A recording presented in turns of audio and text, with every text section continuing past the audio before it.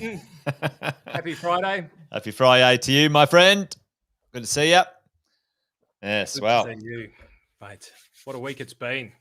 Yes. I'm getting past the winter solstice and getting into that period of time where the difference between the colour of your skin and the colour of my skin is getting rapidly. So I thought I might just put the glasses on in order to frame a little bit of my complexion to the sun-kissed locks and skin. There you go. Of the Queenslander versus the Victorian. Well, here, listen. I can give myself a little bit more of a tan if I want. Like, check that out. I can give myself more of a tan. Look at you. Jeez, like that's an instant solarium.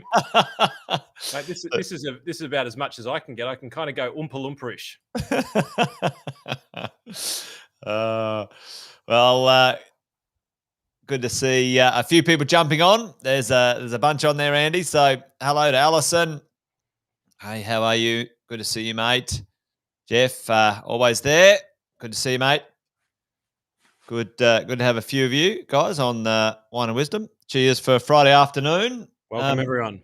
Yeah, absolutely. I've got myself a little interesting drop today. I went down the shop and I just bought a bunch of random bottles of wine. It's the SB. It's called Fat Bastard. Fat Bastard. What's the SB? Fat Bastard. So, yeah, pretty good. So, anyway, it tastes all right. So there you go. We got Harry there. The old bin one from the best of the Great West, Nice. the Western. So bin one. So apparently you're meant to grab this and throw it in the bin. Bin 2013 Shiraz. That's funny.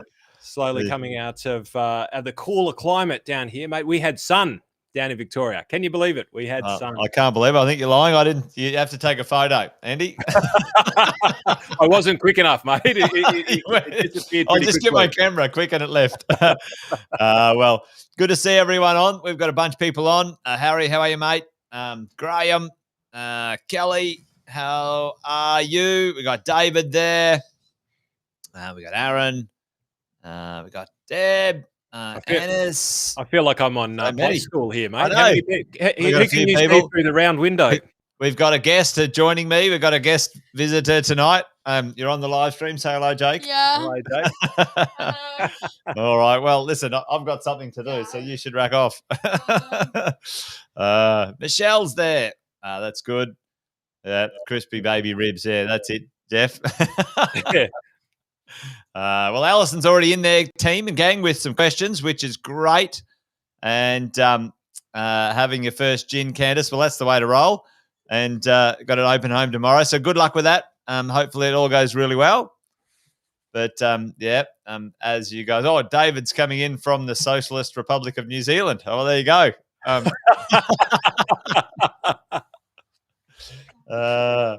No, well, good to have everyone here. And as always, folks, we do a quick intro before we get the afternoon rolling. Afternoon Wealth, Wine and Wisdom rolling. Andy Fenton, 20 years banking, finance and financial planning. And me, 20 years in the real estate game, coaching property investors across Australia and New Zealand. And, each Friday we've been getting together, talking and helping our respective communities navigate this crazy weird times that we have.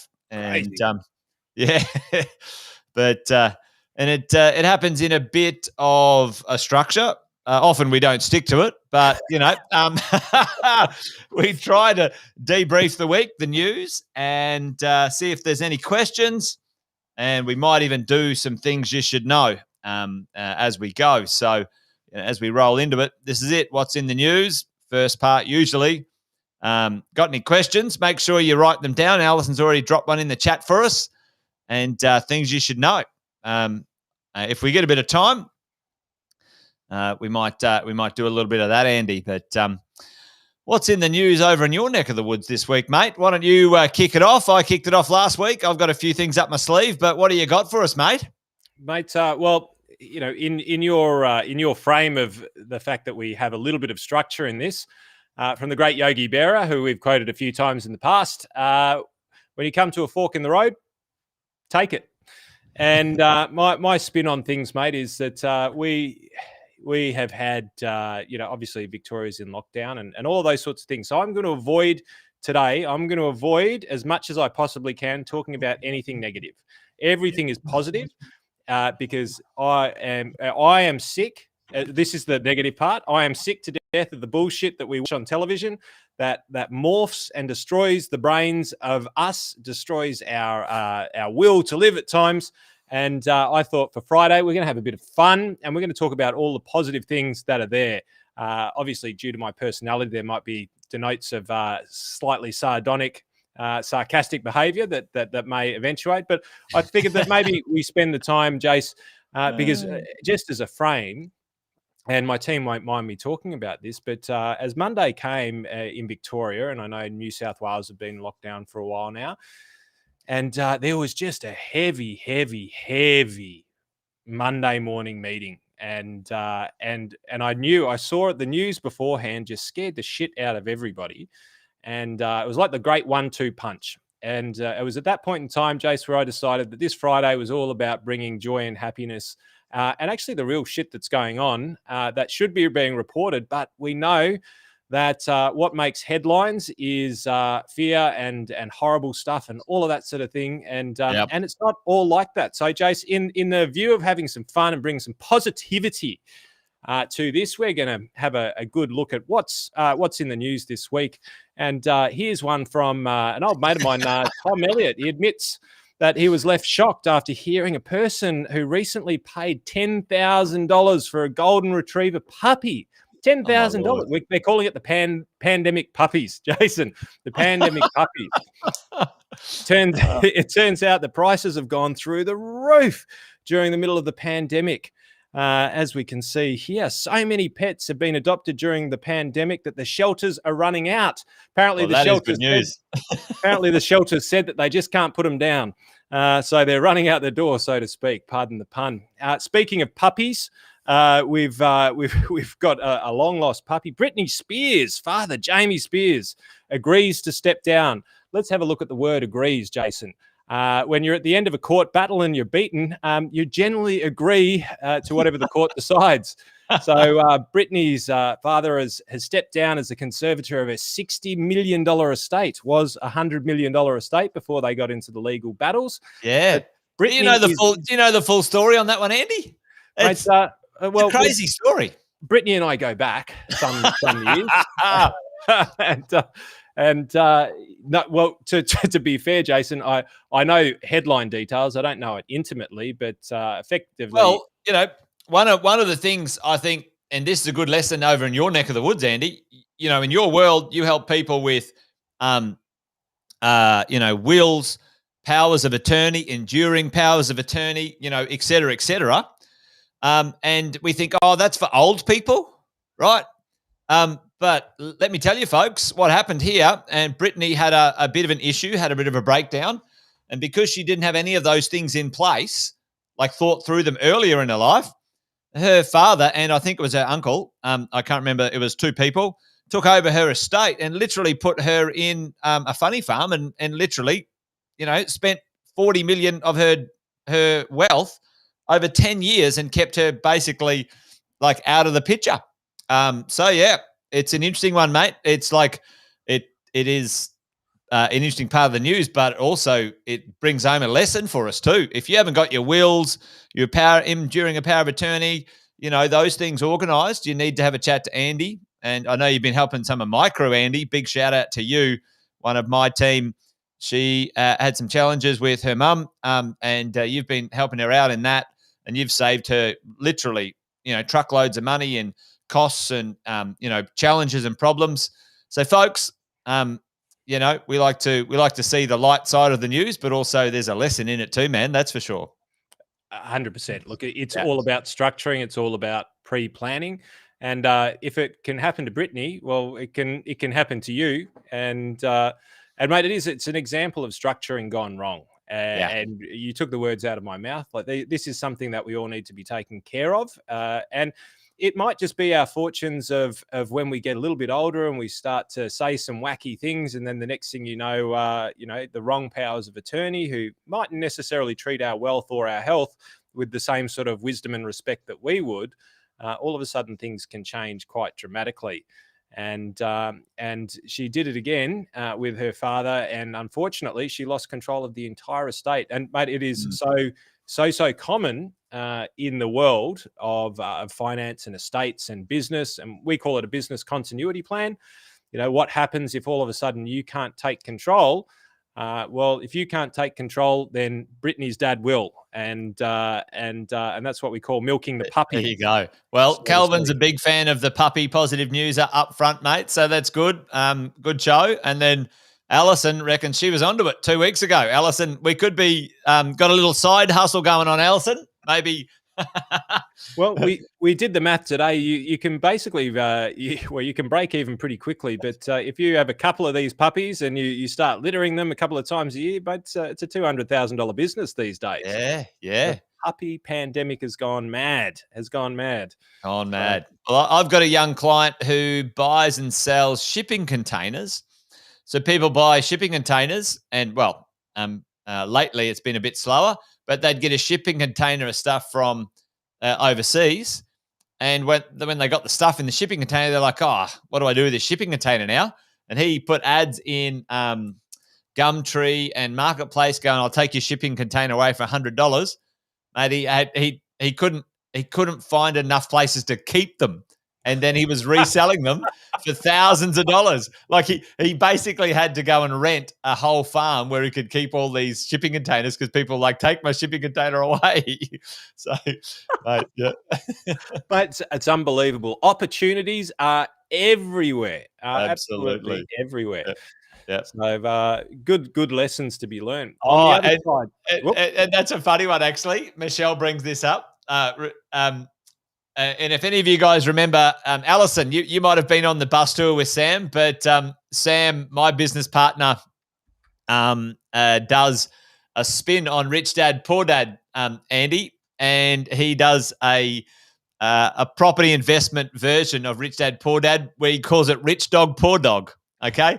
And if you want to go drive the suburbs and look for the rich dogs, that's where you should buy your real estate, not where the poor dogs are. And I think Michelle, there you go. If you got the Labradoodle with the perm, then it might be a pretty salacious area for real estate. That's for sure. Mate, the other thing is you could actually get out of the poodle business or the what was it the doodle breeds. The doodles, yeah. We've got to be careful that I've actually said the right thing there. And you could get into the Dogecoin, mate. That was the other thing that boomed and bust more recently. And we will get into the crypto later on because we are having fun. And so is crypto. It's been having an interesting ride. But let's have a look at some of the more interesting news that is not being talked about enough, in my opinion.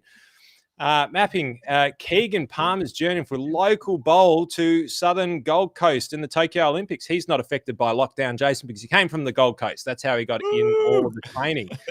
And so 2 new sports in the Olympics being the skateboarding and bicycle riding or BMX riding. And so 2 of our Australian athletes, 1 gold. So he had a bowl or the whole Olympic setup built for him to practice before the Olympics, and then went over there and took gold. Unbelievable. Still getting ID checked as he goes into the pubs. And Logan Martin wins the gold in the BMX freestyle. Can't believe this wasn't talked about more, Jason, because Logan basically has his own skate park or as his own facility in his backyard. But have a look at this on the left-hand side. In the safety run, completed a switch triple tail, which, Jason, I think I remember you performing once upon a time in your BMX days, allegedly. Back in my day, yep. But apparently now Logan has actually claimed this as his own, as the only person in the world to have completed this trick. Only he can do it.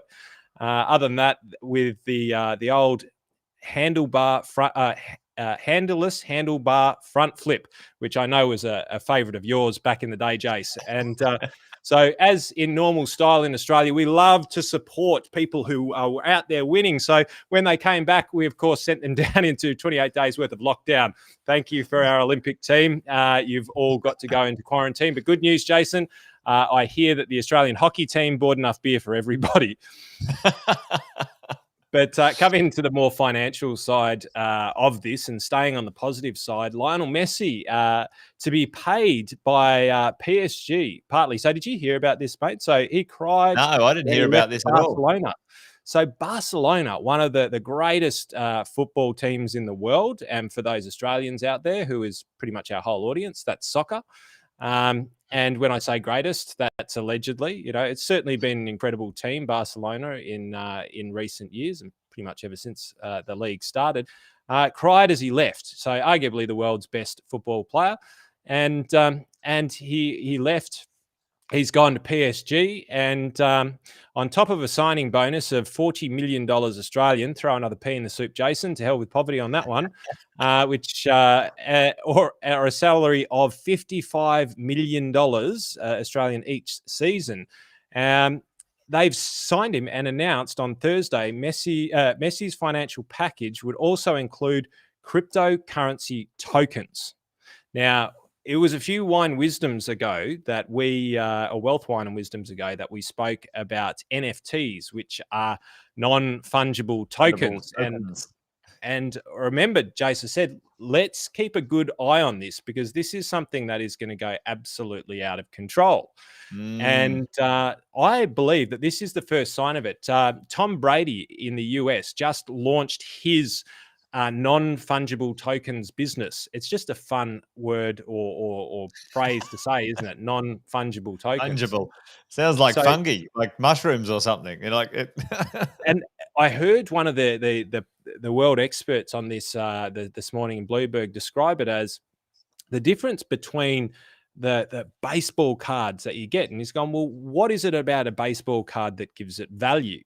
And I'm got a little bit later on about what you should know about cryptocurrencies and currencies in general. He said, what is it about the card that makes it so valuable? Is it the paper that it's on? And is it the plastic that's around it?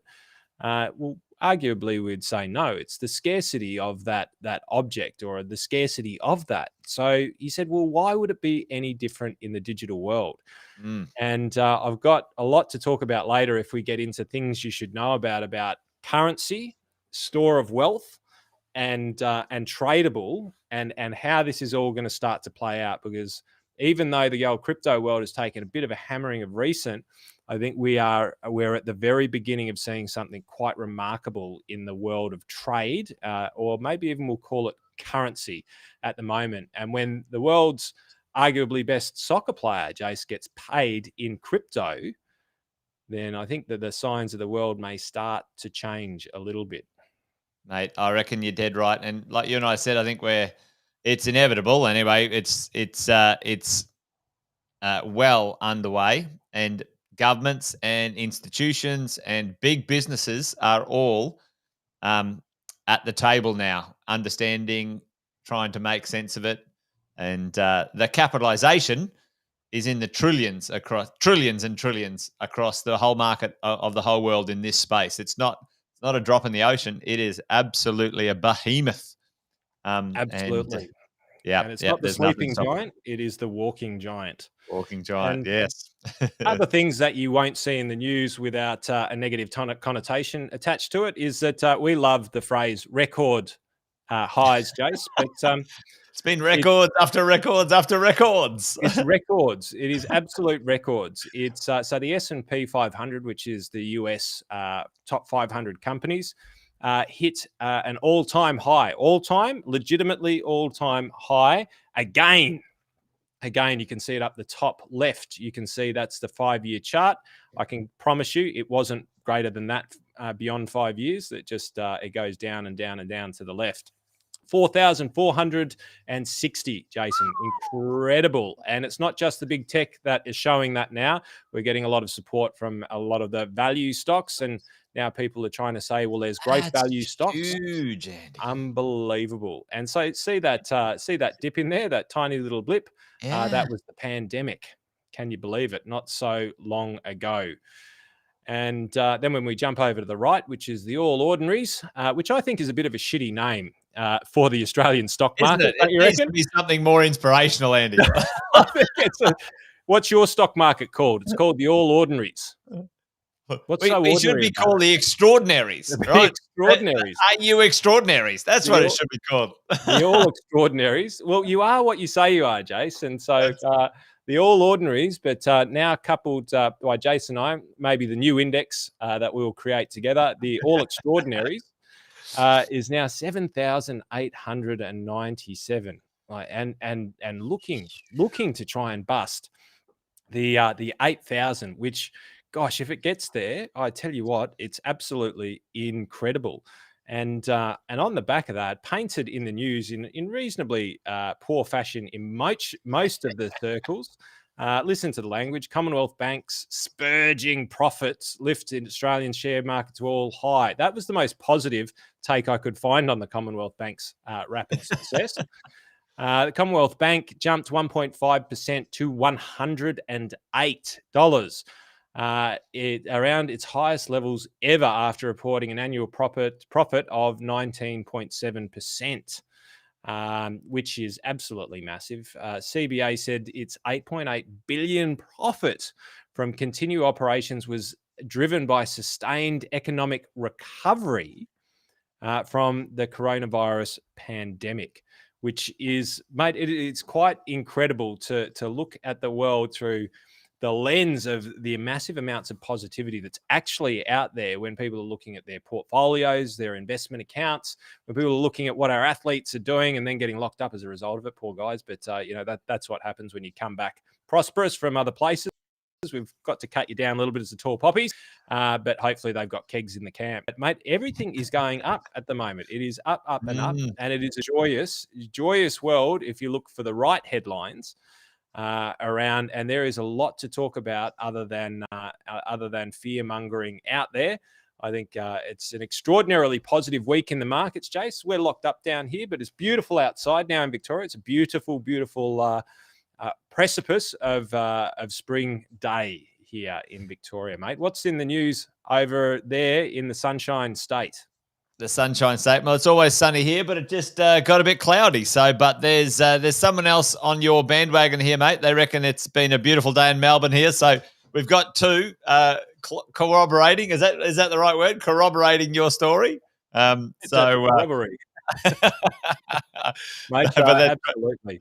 It's great to see, mate. But plenty going on over in my neck of the woods. But like you, I was quite interested to see what's going on with the CBA, and they're certainly a good day in the world of cash on hand, and they're buying back. I was chatting with my crew this morning, just saying, hey, the lenders, the banks, they are what I would call reasonably smart cats, and they're not going to miss an opportunity to make a dollar. What we do know, Andy, you and I both know, we need our banking systems to be healthy for an economy to be healthy. And while you and I have been reasonably critical of times of some of their techniques and attitudes, it's good to see them profitable and just make sure that they continue to operate and attract, a stability in our country. That's what we need for investment and all sorts of other things, AAA ratings and so on. But certainly my commentary in and around the banks were, hey, when we could, you and I talked about this, if there were some challenges in your world in the early days of the pandemic and the banks were allowing people to say, hey, listen, pause your mortgage for a bit, squirrel a bit of cash away. We don't know what's going to happen. Don't feel bad about that, because the banks won't lose on this one, team. And I guarantee we could go back to that bloody recording and we could say, hey, the banks are doing the right thing, but don't you worry, they will benefit. And have a look at this. And this is their benefit date. They've taken care of themselves. While for the first time, I think, to be honest, taking care of the people that they should be taking care of as well. So it's good to see plenty of money there. Buybacks, dividends. It's always good in your neck of the woods, Andy, when dividends and buybacks happen for people and investors. That's a nice day in the market, a nice reward for what's going on. So I like that one. But one of the ones that I was going to bring up today, there's two And it's a little bit of a twist, a little bit of a turn coming up in the marketplace. Some global impacts happening in the world of real estate. And I'm going to zoom in on this for everybody here. So the build to rent players riding in on the perfect storm right now. Build to rent. Australia can't, Melbourne and Sydney are one of the most expensive cities in the world, not just Australia. On world standards, they're in the top 20 or something like that when it comes to the cost to live in those places, from the cost of real estate and so on. Now, I've said this before, Australian real estate is not going to get any cheaper unless we get another 20 million people in the country, Andy, and that's going to take a long time.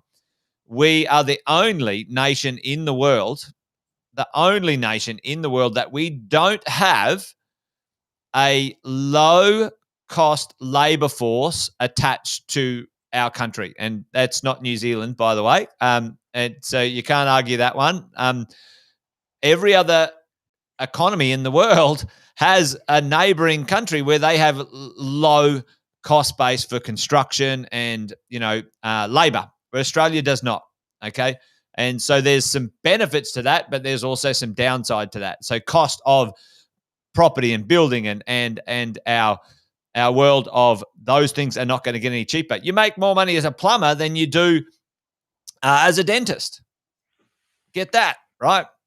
If you're a good plumber, you'll make more money than a good dentist, and so on. So one of the schemes that has been taking the world by storm, by the way, team, is the big businesses, the big players in the world are now getting into residential REITs, Andy. You and I have talked about this before. It's been very attractive, commercial and industrial REITs and so on, because the yields have been so great. But because the world of residential real estate is quite attractive now in comparison to defensive assets like bonds and cash and other things, these investment behemoths are getting into this sort of thing in a big way. Build to rent. The plan of just one of these build to rent businesses, Investor Property Group, partnered with Canada's Oxford Properties out of the US, right? So these are billion-dollar funds. Their plan is to have $5 billion worth of apartments in Australia within the next 5 years, 5,000 properties across Sydney and Melbourne they're targeting, all right? And so they are going to absorb this high-density apartment stuff in and around Sydney and Melbourne, where we have chronic shortages already, all right? And flipping this as a good news story, team, all right, this is going to make supply even tighter and accelerate or even continue good quality properties, values, and also attractiveness to rent, right? So these guys are going to take out lots of supply in the marketplace, and it's already at record lows. Record lows. So that's an interesting one because, this is one to watch. It's a silent achiever in Australia's marketplace right now. So this one is just an extension on what are the forces that are going to continue to push our property market along. And that's certainly something that's quite interesting. What do you got there, Andy? Well, Jace, you and I have spoken about this a number of times, and I just want to dovetail this on the back. And we didn't collaborate on this, as most of you know. We prepare heavily for this every single Friday. Spend the whole day preparing, if the whole day is in minutes. But we've been talking about Japan for quite some time. And so the world needs stable returns. The world needs income. Yeah. And what's the big fear, Jace? What's the big F? And there is an F in it. But what's the big fear when it comes to markets at the moment? Inflation. Inflation, mate. So let's go back to the only country in the Western world, the only sort of more westernized country, Japan, that has gone into low interest rate environments. And as you can see here, zero and below interest rate environments. Now, Japan's got some incredible opportunities over that period of time, but Japan is not an unadvanced country. Economy. It's a very, very advanced country and economy. But it has never been able to lift itself back from the Asian currency crisis that happened back in 1993, I think was when they coined it. And it's pretty much been down there for a long time. So we always say, Jace, that history doesn't repeat itself, but it's an incredible mimic. Well, there's nothing to mimic about interest rates flying through the roof. So when this comes to property and this comes to residential and this comes to the reason why you and I were talking about, syndicating and unitizing residential is because bonds and government bonds are the stability of a nation paying a low interest rate based on the stability of the backing asset class. And if you then go, well, if we can't go government bonds, what's the next most stable? What's the next most stable? And we start to give a return profile based on risk. Well, you've got to start to think, well, it just makes sense. Everybody needs a place to live. And if you can't afford the place, then it's likely that this will probably become a good asset class to get involved in. And if we had a few $100 million, Jace, probably 6 months ago, we would have already started one of these up ourselves. I reckon you're going to see a lot more of this coming through because I'm not saying that interest rates won't go up. That's not what I'm saying because I don't have a crystal ball. But when you look at how difficult it is to raise interest rates, one's done it. No, you took the words right out of it. Once you're on the gear, Andy, right? Once you're on the gear, mate, once you're on the low interest rate, there's no going back, mate. How do you get back at that? Like, you're sitting there, politicians, policymakers going, shit, we need to get interest rates up. You know what? If we put the interest rates up 3%, every single fucking homeowner is going to be in all fucking sorts, right? So, and this is my call, and you and I have talked about it. I reckon we're down there like sub 4% interest rates for the next fucking forever. That's my call. I think our politicians are too gutless to do anything of that, are too edgy when it comes to that sort of stuff. So, there you go. They backed out of chasing down negative gearing and capital gains, thankfully. But that's only a political stunt. They'll probably circle around on that one later. But, there you go. So I think once you're on the gear economically, mate, yeah. And then, like you said, it's going to be those returns, those net returns are going to be amazing. How does the interest rate drop to, or the cash rate drop to whatever it is, and the banks make, not record profits, but amazing profits? It's because they know how to split the margin. Gang, it's not about what the interest rate is. It's about the margin you're making on the rate itself. And those big businesses, Andy's been in those circles for 20 years, they know how to squeeze a margin, Andy, and they can get the access to the cash, right? And if you can control the cash and get it at a low rate, then if you've got a good business model, and this goes into the equity markets, if you can borrow at 1%, well, a good business doesn't exist unless it can generate a gross profit of somewhere between 30 and 60%. And a net profit of somewhere between 20 and 30%, right? And this is a big generalization, but it's taking in all sorts of things from manufacturing to tech companies. But ultimately, below the 20% net profit, well, so if you can borrow at 1 and you're producing the average, which is 20, well, that's 19 times the return on the cash. And this is why, when governments try and lift it, then all of a sudden you pull handbrakes on economies, because all of a sudden the banks go, well, you raise it to 2%, that's twice. You've lifted our cost of funding by double. And they go, but it was only 1%. But it's like, no, we've had enough of the crack, right? We're addicted. We're on the gear. Now we're deploying at this level, but that level is based on how much we're paying for it. Yeah. And then the smallest adjustments, the lower you go, the smaller the adjustments make bigger differences. Right. And it's going to be difficult. And so it really is going to be interesting. Like, my bet is that we will be in very low interest rate environments for quite some time. And it's a hard one. I'm not going to say go out there and spend your house on it, because I mean, the Reserve Bank have done some pretty unusual things in the past, and so have our politicians.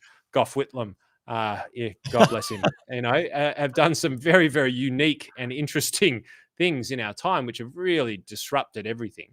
But Dead right. one would look at it and one would go, this type of investing, Jace, is going to become mainstream. I reckon. I'll coin it every day of the week. I reckon you will have retail investment property trusts as far as based on residential retail. Yeah. And Nate brings up a good point. It's kind of like, the cost of government debt goes up too. So, they're not going to be rushing out anytime soon to make them look a lot worse either. And Nate, they're not going to take a pay cut either. Like we've seen that. Old Dan got another bloody raise in the middle of a pandemic. So they're not going to cut their wages. So there you go. So I reckon we're going to be low. I think, like you said, we're going to have these things be more. And what does that mean for property investors, folks? So the reason I brought this up is because actually, guess what? The Victorian government has done, Andy. They're so friendly. They're so nice.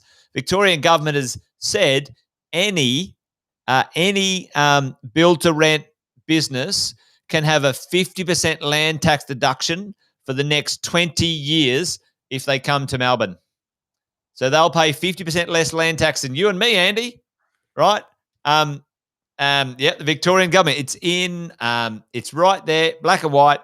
The Victorian government's going for it. They want these projects in Victoria, and they're going to halve the land tax for them to be there.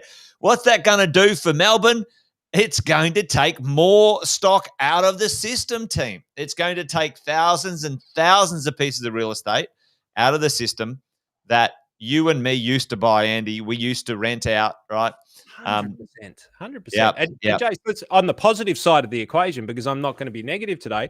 I reckon on the positive side, you'll probably see contributions to political campaigns jump quite markedly in Victoria based on what you've just said there. So I reckon there'll be a big boost to the campaign spend. They'll probably start advertising more, the sneaky little fuckers. Go back. No, it's exactly. Well, there you go. And for me and for the clever investors who understand what's going on, Andy, we can't stop this stuff, right? And we can only maneuver and understand, hopefully in the right way, how we can take advantage of this, because that's all we can do. The political decisions are, quite frankly, probably, to be honest, Andy, our biggest risk as investors. Like, what would you say? Would there be any bigger risks? It's mostly political. Political risk. It's the highest risk. It's superannuation, the full box and dice. And it's ironic, Jace, because they're the ones who set the rules.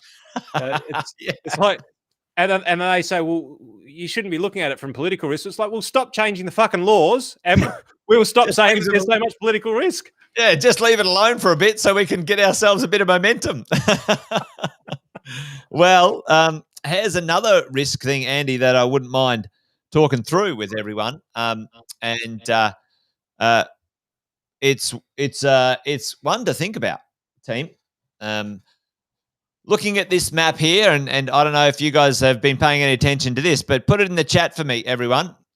In Australia, Andy, there's a question for you. Everyone answer this question. I love these questions.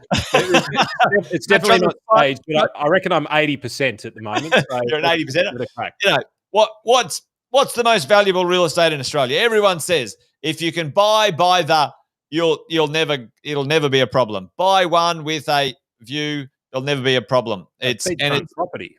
It's the beachfront, right? It's Australia's catch cry. You buy anywhere beach in Australia, it's more valuable than not. All right. And team, I've heard this, and I've done it. I've done migration of my money. I had a property this was 15 years ago, property in Kalgoorlie. I crushed it. I bought it for $98,000. I sold it for $390,000. I then took my money and I bought a waterfront apartment. Absolutely cracking. Everyone's done it. Move your money close to the beach or the waterfront. You'll be happy. Well, guess what, team? Guess what?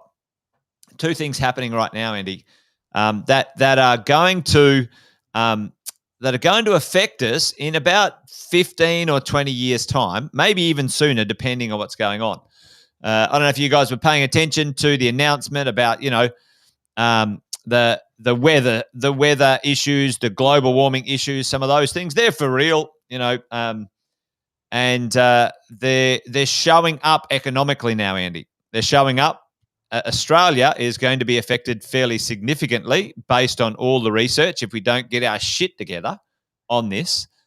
And when it comes to real estate, team, here's what's happening. It's already in scenarios at Lloyd's of London.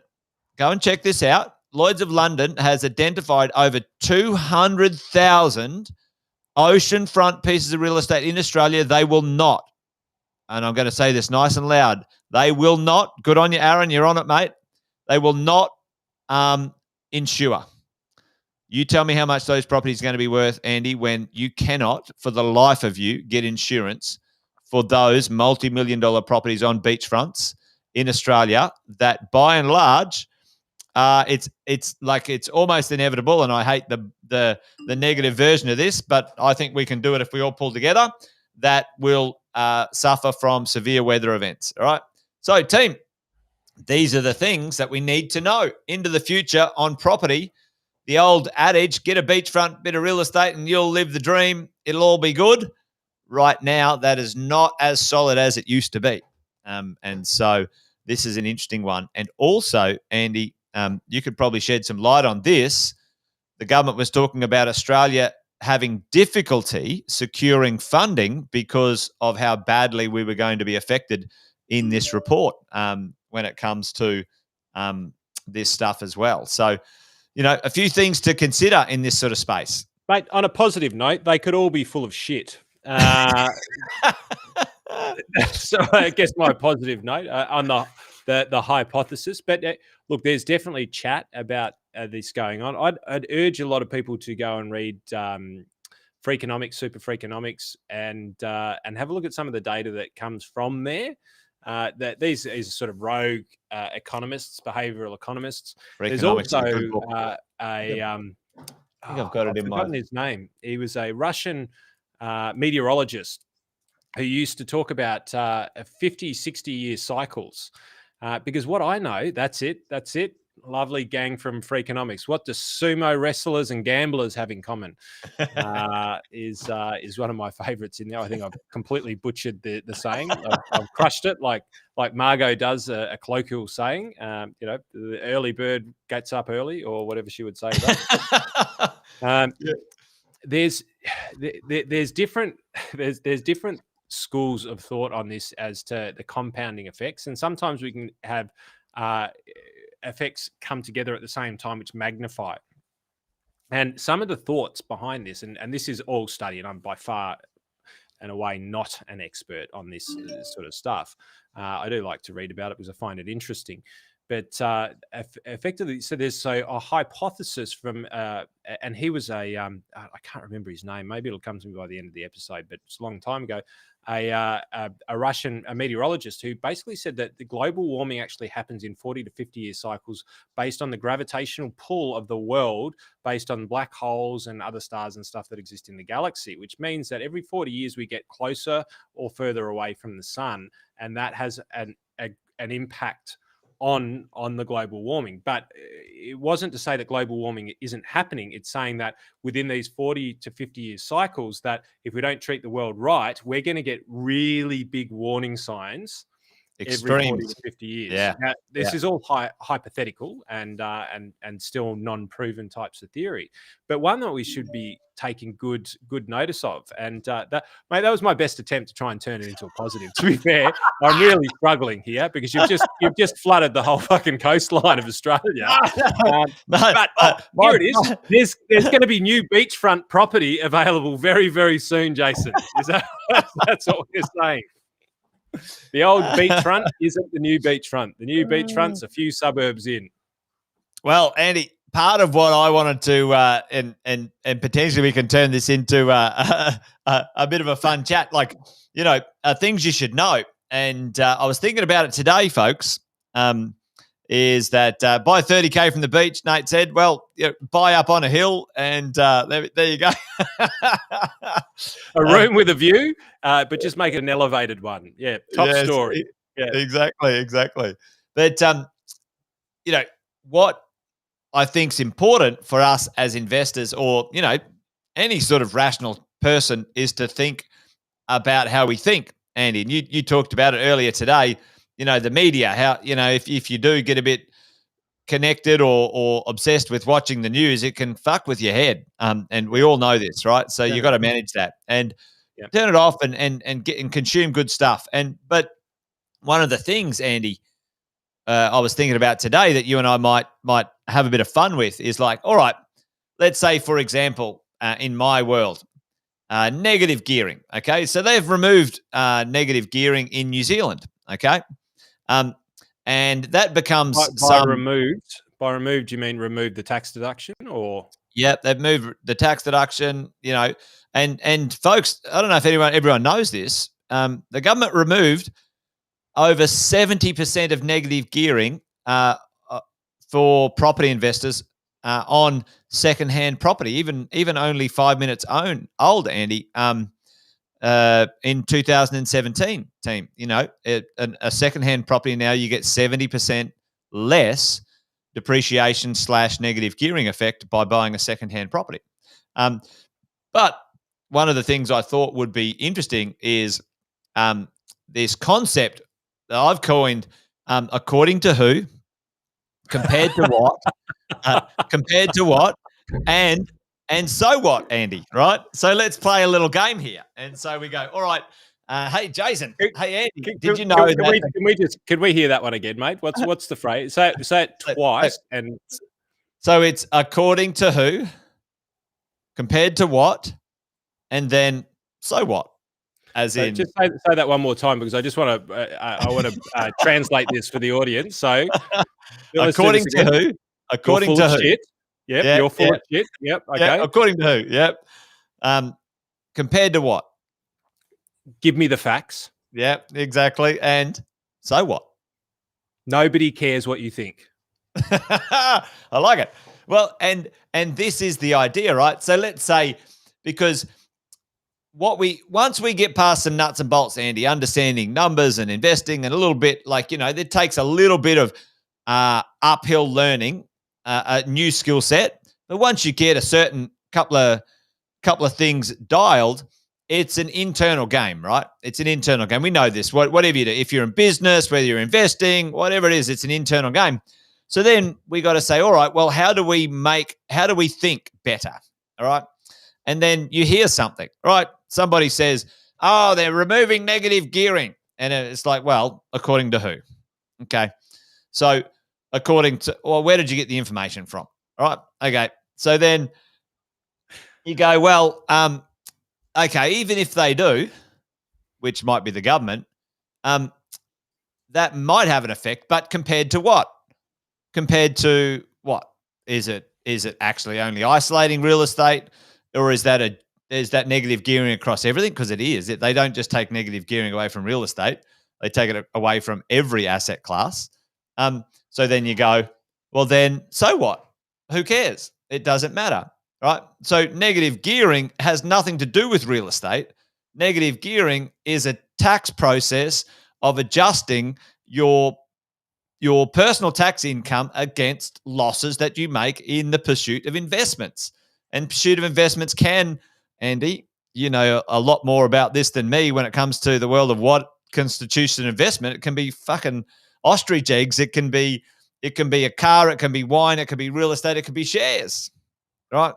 And if you invest in your personal name, then you have the ability to offset any of the costs of that investing against your personal income, and that's called negative gearing, right? So what I find really useful in thinking is going, who said that? According to who?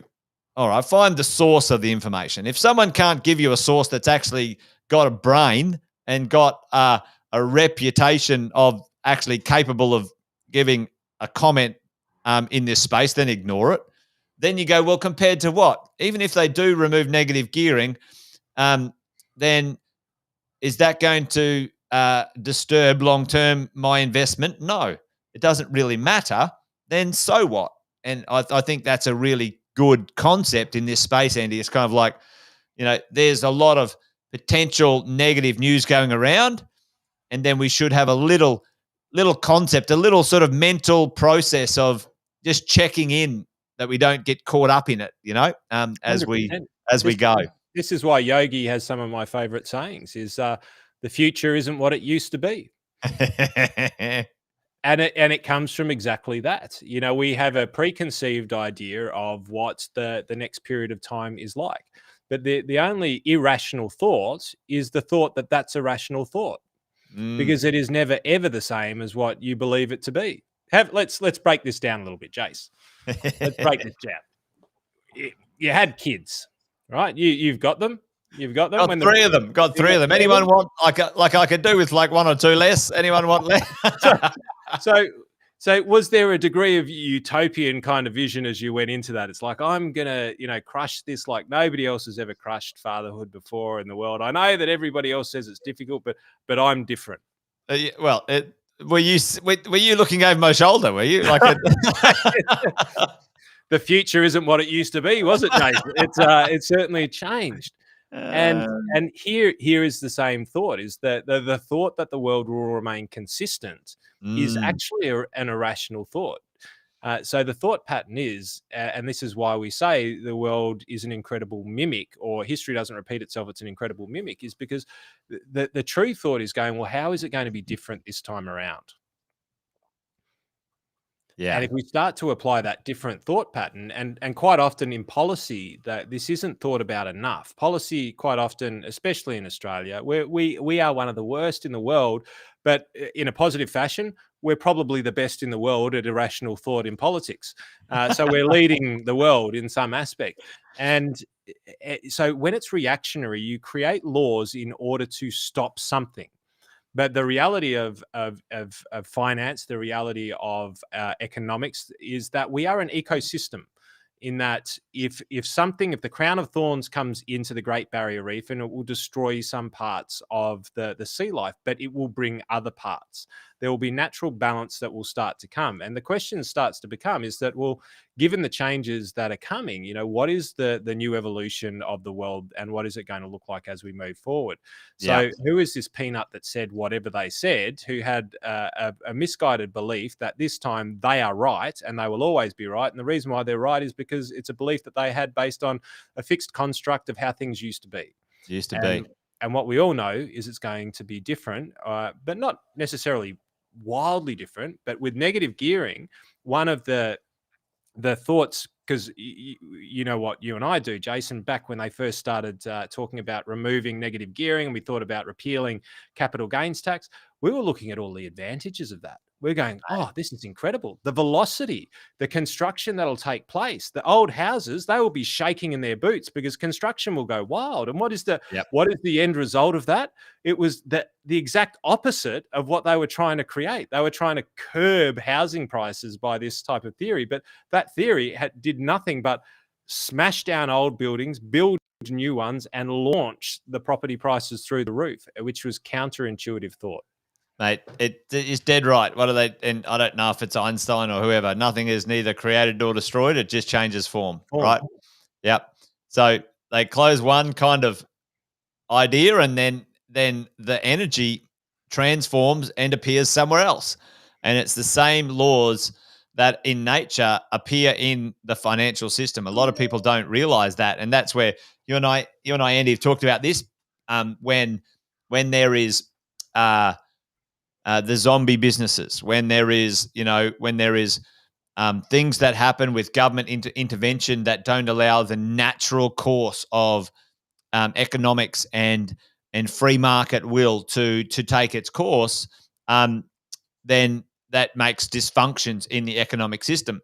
I think COVID was an extreme example when we just had to go, right, let's just take care of everyone. But as this flows out now, and the whole economy needs to kind of get itself back into its stand on its own 2 feet, that's where we'll see a little bit of the shakeout. That's where we'll see opportunities, Andy, popping out, and new amazing industries and businesses just coming from nowhere. And people would say things like, oh, I never would have thought of that. But you know what? Lots of people did, Andy. Like something that shrank gave room and way to something that could grow and turn into probably billion and trillion dollar businesses that will have been created in these times. Yeah, Trillion-dollar businesses. Hey, the puppies. Trillion-dollar businesses created. There you go. Who would have thunk it? Who would have thunk it? The pandemic created billion-dollar puppies. But I've look, got this bloody messenger thing going on, and it's annoying the crap out of me. You keep talking, while I'm going to try and turn this messenger thing off. I can hear it going in the background, but I've got a question I'm going to throw over to you, Jace, because you've thrown a few curveballs at me today. So I'm going to throw one to you, and I'm going to throw one to all of the viewers out there as well. Who made more donations to charity in the last week than any other individual on the planet? And can you guess the number? Ooh. And can you guess the person? So here's a good news story. I was going to say Bill Gates or Warren Buffett would be my two guesses, but only because they're fairly famous for doing some stuff at the moment. Billions, couple of billion, 8 billion, 10 billion. They're my guesses. No, wrong. So anybody else out there? Gates's ex? There's a bit of. What do you reckon that Gates's ex actually gave him too much? Gave it away as a charity. Who's making the most out of the vaccines? We've got some pretty Elon Musk. We've got some pretty cynical people out there, Nate. I'm thinking Viv is Gates's ex-wife as well, and who's? Let's see if somebody's actually going to coin this one. And I got to grab it because I wasn't going to talk about it, but I was listening to it. And, so this is Gina Reinhardt. I don't think so. Bezos. Bezos X. So there you got it, and we don't know who you are on that one because you're coming through one of the threads, but we'd love to know who you are because we'll send you out a little bit of a thanks. Whoever guessed Bezos, just whack your name in the chat. Melinda Bezos, supposedly. Oh, that's Melinda Gates, I think. Amazon's ex. There you go. It was Mackenzie Scott, ex-wife of Amazon Jeff Bezos, announces billions in charity donations. And look, I'm going to completely and utterly butcher these numbers, but she literally somewhere in the vicinity of $2 billion just gave it out allegedly without any major philanthropic strategy or board of advice that came. It literally just went bang out there. And so the first article I read about this was how the lack of consideration, the lack of boards, the lack of due process and thoughts. Yeah, can you believe it, Jace? Can you believe it? I think, and so this is, and it was beautifully recoined by somebody, and I can't quote who it was because I was running and I was watching it on whatever channel I was watching it on at the time, and they just went, these reporters are just narcissists. These reporters are narcissists. Let's break this down. She inherited, and I'm going to butcher the numbers, but they're going to be broadly right. She got divorced. She got $32 billion. Oh, Lordy. She did nothing while setting up a charity, trying to figure out how she was going to deploy it, and that went up to almost $60 billion based on the share price of Amazon. She's given $2 billion away. Stop being parasites and just applaud the fact that this woman has actually given more money away than almost anybody in a single whack. Just like that. I have too much, and she's vowed to give it all away, Jace. Vowed to give it all away. I don't know what all of it means, but a majority, I think, was mandated.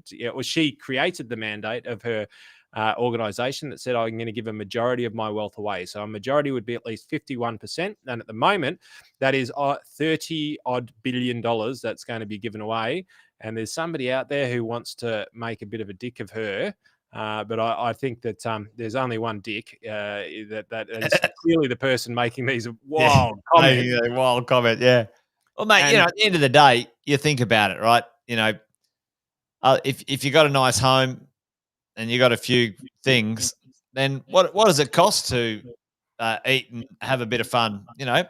Call it $2 to $5 million a year if you really want to live at large.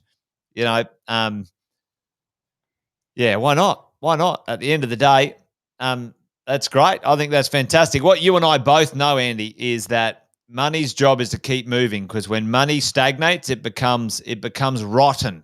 It becomes rotten, and it needs to move, and it needs to do things. It needs to add value. It needs to create businesses. It needs to.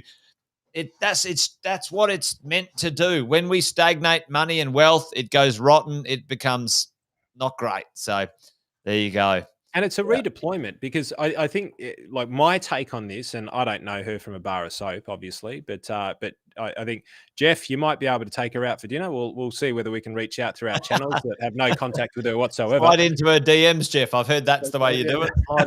By direct message. It's just, Jeff's gone, I'd take her out for dinner. And Jeff, if we could make it happen, mate, we absolutely would.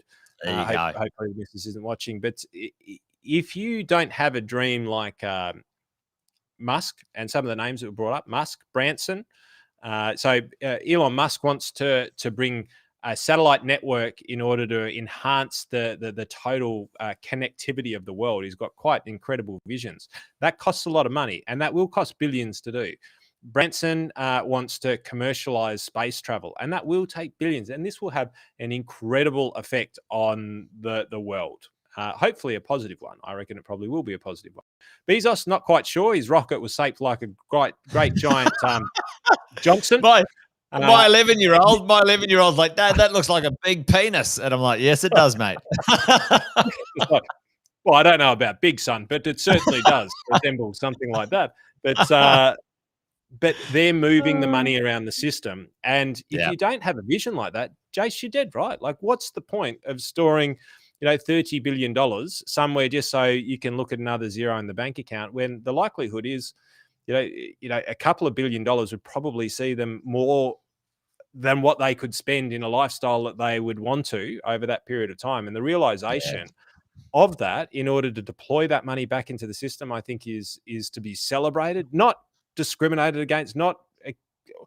I can't even figure out how people start to talk about this in a bad way. It's like, the benefit is that money is back circulating through the economy. And what better way of getting it circulated through the economy than putting it into the place where it will get injected straight back in? You put it into charity, it'll be deployed for the resources of charity that goes into food or building or society. The building then goes to the laborers that put the building together, into the bricks, into the mortar, into the factories, and the money starts circulating back into our pockets rather than being stored. And right.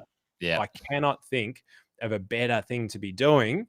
It would be difficult, because imagine doing that, Jace. How much money are you going to give away? Well, I just made 30 billion. How much is that? No idea. No idea. I've got $1 million sitting on the table, and I'm pretty sure if we filled every room in the house with $100 bills, we still wouldn't get there. So let's just put it this way: I gave away the garage. And $1 billion. I saw $1 billion trillion. I saw some.